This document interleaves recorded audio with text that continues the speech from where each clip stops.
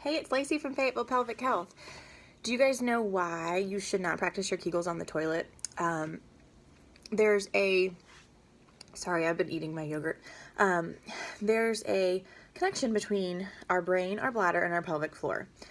And when we contract our pelvic floor, so when our pelvic floor is active, that tells our brain that we are not ready to void, so to empty our bladder or our rectums.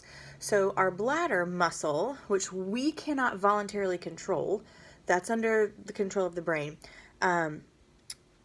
Our bladder muscle basically is relaxed because our brain says like, hey, pelvic floor is active, we're not ready to empty.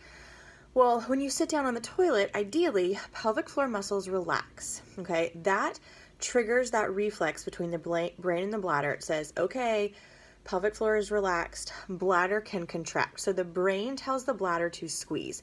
Urine comes out into the toilet, okay? You fully empty, your pelvic floor activates, you get up and you go about your day without peeing on yourself, ideally. So if you are practicing your Kegels on the toilet, that's really confusing for that reflex pathway, because now your brain thinks, okay, well, pelvic floor is contracted, I'm not supposed to squeeze the bladder. And if you do that over time, then you're going to start noticing it's really hard for you to pee, or you're not fully emptying your bladder. So that's why we don't want to practice Kegels on the toilet. There are lots of other places to practice our Kegels. But I get that a lot. I get a lot of that like, oh, so I should practice on the toilet. And I'm always like, absolutely not. Please don't practice your Kegels on the toilet. And that is why. So I hope that was helpful. Spread the word amongst your friends. Y'all talk about it at your next girls' night.